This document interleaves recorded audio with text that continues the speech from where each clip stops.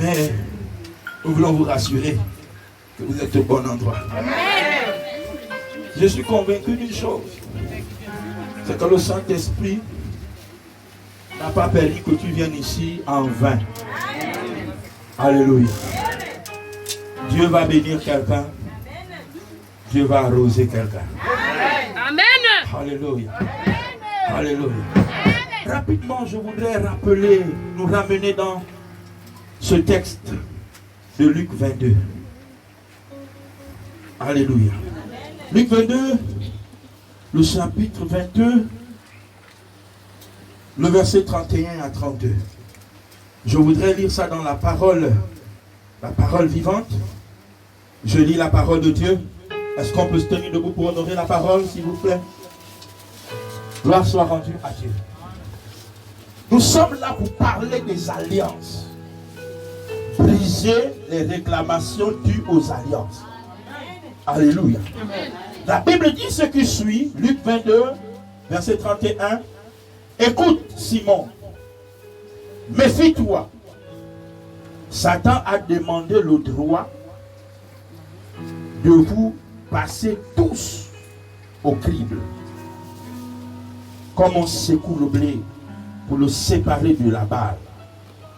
Mais moi, j'ai prié pour toi. Pour que tu ne perdes pas la foi. Et toi, le jour où tu seras revenu sur le bon chemin, sois le soutien de tes frères. Fortifie-les.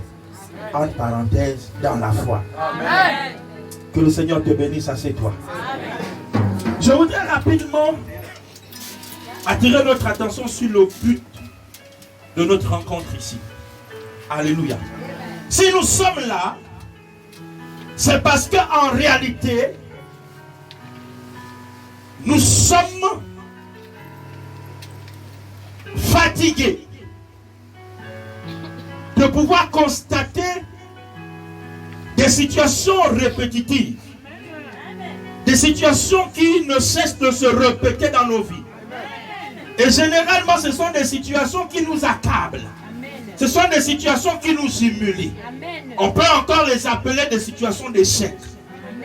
Malgré le fait que nous avions donné nos vies à Christ, malgré le fait que nous gênons, malgré le fait que nous avons décidé de suivre le Seigneur, nous sommes complètement dépassés de vivre régulièrement des échecs. Alors ce programme a pour but de t'aider à mettre un terme à ces choses. On amène les vilains. Hein? Alléluia. Ce programme a pour but de faire taire ces situations qui nous accablent. Je voudrais en entendre déclarer ce qui suit. Au nom de Jésus, du haut de cette estrade, je maudis la cause de tes échecs. On t'amène les vilains. À un moment donné, je veux que tu me donnes un amen pimenté afin que les joues de Satan puissent rougir. Alléluia. Alléluia.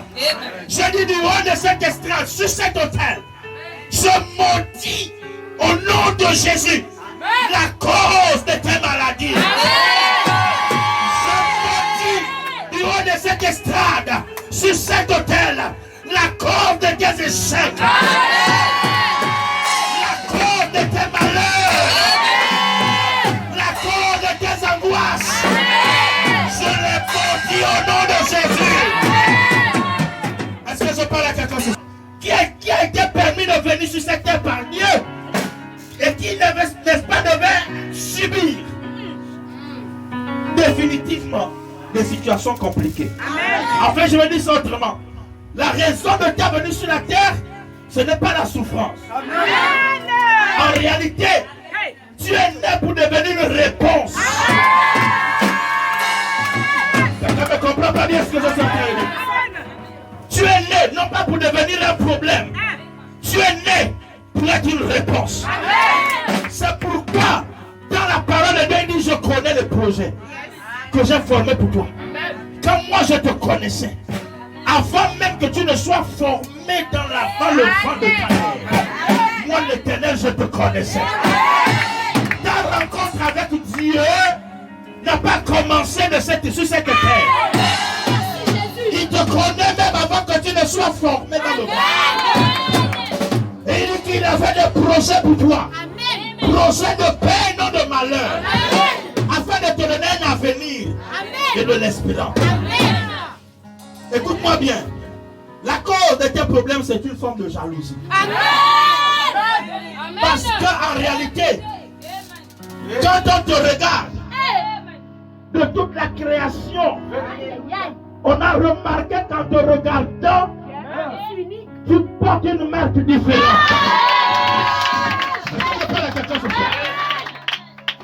Et c'est cette marque-là qui est la raison de tes troubles. C'est cette marque-là qui est la raison de tes combats. Parce qu'en réalité, Dieu t'a créé à son image, selon sa ressemblance. Il parle à David, il dit David, ne sais-tu pas que tu as été créé peu inférieur à Dieu? En d'autres termes, Dieu était en train de dire, il manque seulement juste un peu. La différence entre toi et moi, c'est le peu. Donc en réalité, l'homme plus un peu égale Dieu.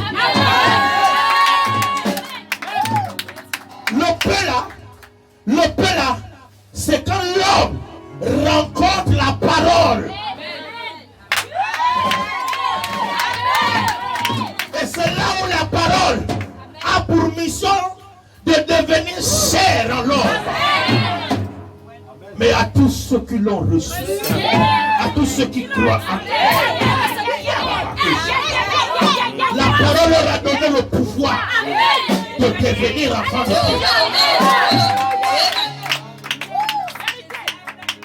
Dieu dit à David, ne savez-vous pas que vous êtes de Dieu? Ne savez-vous pas qu'avec la parole en vous, vous êtes devenus des dieux? Cependant, vous mourrez comme des simples hommes. Or, en réalité, vous n'êtes pas des simples hommes. Dès que tu es en Christ, tu es une nouvelle création. En Christ, tu es une nouvelle création.